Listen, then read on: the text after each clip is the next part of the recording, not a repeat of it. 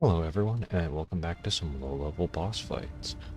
Here I have an RL13 build, and we're going to go fight Loretta. Now, if you're wondering why I'm recording from the top of these elevators, here's a reminder that there are mages, and my goodness, they don't like it when you stop to wait in front of this fog wall. So now, after safely entering the fog wall, we are going to begin our fight with Loretta. And once again, I'm going to bring in Oleg because I'm level 13. Here I am using both the +2 magic resist talisman and physical. I'm not using the ritual shield, but I am using the Oak-Lane hard tier. And that's because of the star shower in phase 2 that Loretta kind of spams. And so if I get chipped, I'm still able to fully soak up as much damage as possible, because the little daggers and the star shower can chip me a little bit, but then I can survive a halberd or shield bash. I started off with 2 frost pots. It took a lot more than 2 to actually freeze Loretta, but the frost helps not only with the burst damage, but also it gives Oleg and myself a percentage increase when we don't reset it with fire damage. And here I'm actually using the Scorpion Stinger for the first time in order to do some rot. I just was not doing enough with the claws set up to do bleed and then deadly poison using Viper Fang and Bloodhound claws. But with the combination of the Black Knife, which is just invaluable at this point in the game for these bosses, and the Scorpion Stinger, I'm able to whittle down Loretta very efficiently while staying safe and dodging in between the attacks, because Loretta has, like the one-handed claw setup I used with O'Neill, Loretta has attacks where you can get one light attack in and then roll in the middle of her normal attack chain. So thank you, Oleg. And now we're going to have a little bit more of a relaxed fight where I'm just cheesing the second Mimic tier because I thought it was funny. So I go in unequipped other than my equipment hotbar, so I don't even have my tally or anything else. So my Mimic literally just has fists and knives and throwing pots. And here I just equip a Stormblade Longsword, Oleg goes to town, and we absolutely gank my Mimic to hilarious result. Yep. Thought that would be a little bit of a nice laugh after getting sniped by one of the big mages and going through and fighting Loretta. Now we're using an entirely different setup, but again with the Black Knife because it's too good. We're using Night Maiden's Mist on the Valiant Gargoyles. Because Night Maiden's Mist does physical damage, these guys have, they have crazy resistances and they're just super annoying to fight, but you can't status them because they're made of stone. So that keeps a lot of what I've been using at bay, and with how big they are and how quickly they move around, and there being a second one, Black Flame Tornado, although viable, was not very satisfying for me to pull off. Here again, I'm not using the Ritual Shield Talisman. I think I'm using Dragon. I had Black Flame Tornadoes sometimes, but as you can see, they can just like jump away, and it's not as effective because I'm not able to get as many ticks of the tornado going.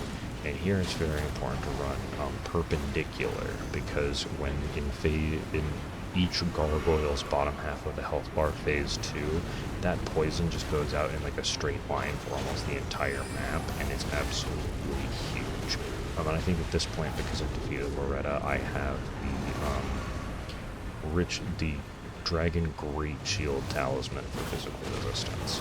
And again, that is it helps me survive if I get chipped from the poison. It doesn't provide as much defense as the ritual shield, but again, if I get chipped, I still get a huge boost to my physical defense. And now that there's only one gargoyle, things are much easier. And also too, because of the poison, I need to take these guys down faster, because although I don't think Oleg can get poisoned, Oleg does take a lot of physical damage from standing in it, because unlike me, Oleg does not have self-preserving AI. He is there to serve me and defeat bosses, and he does an absolute great job of it by eating giant twin blades to the face. So I appreciate all the work that he does. He just does not, he doesn't have the know-how to not stand in poison, which, if I had that much health, I probably would stand in the poison too. But here we have Valiant Gargoyles about to go down. Yeah, we got him down to the mist. So thank you, Oleg. I am sad that you can't join me in the next fight, which is the Caelid Bell-Bearing Hunter. And here I'm using, okay, so the staff I'm using is the Meteoric Ore Staff, because that has the highest sorcery scaling for this level, because I'm at +3 regular, +1 somber upgrades. So its sorcery scaling is the highest of the staffs that I have, because this staff isn't able to be upgraded, but it has a naturally higher scaling. And I'm using Renala's hat. There we go. I'm gonna get called out for playing too many non-Elden Ring games, but between this and not remembering Renala and just calling it this Ronnie's hat. But regardless of that, so with that hat and the Stargazer's Heirloom, I have enough intelligence to use this staff and Nightmane's Mist, and this is just the highest damage I can do. Oh yeah, and I'm using the Ritual Sword Talisman for this one as well, because that boosts sorcery damage in addition to other things. And here I attracted Dog, because my goodness, I'm not super lucky. But yeah, so the strategy here is run for my life and have him slowly walk through mist, because like Oleg, he does not have the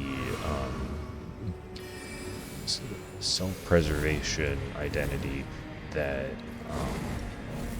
mist eating away at him is bad for his health, because he has such a massive health pool, and he wants to look really scary, so he's going to walk very slowly through the mist while this dog chases me around, and is quite difficult to deal with. But yeah, so that's the strategy for these ones, and I think I put it in a post, but I wanted to say a little bit what my plans for Shadow of the Erdtree were, since that has been announced since I last chatted to you guys in an Elden Ring video, and or maybe I don't know, I didn't talk about it in detail. So my plan is to have about 2 weeks of videos planned and ready. Like, I might still be doing making like Fire Emblem or other content during that time, but have enough Elden Ring content for you guys to last for about 2 weeks, because I'm going to play Shadow of the Erdtree on day 1. However, being just me playing, and I want to get the best experience from it, I am going to record day 1 gameplay and do some invasions with I believe it's my rune level 94 22-9 build, and also potentially my base level, and then I'm probably going to focus on that one first, and then I'll see how this rune level 13 one does, and then basically make some compilations and do some videos, so that way you guys can see some of the crazy day 1 stuff, and I can enjoy it without having pressure to have something released quickly. So that's my plan for Shadow of the Erdtree. I'm gonna make some content for it because I'm excited and I want to share the fun with it. And I want to share the fun, but I don't have any, because this channel is small and I'm doing this for fun at the moment, there's not any super pressing like motivation other than wanting to do it to get those videos out. So I figured I'll just take my time, do a better job with it, and get you guys some better videos. So hopefully, I hope you like that plan. And also, there's going to be so much Shadow of the Erdtree content immediately. I can wait my turn as some other great content creators can have your time for that content there.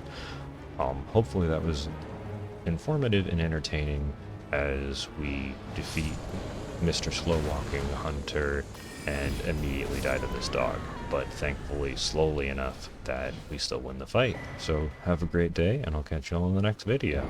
See ya!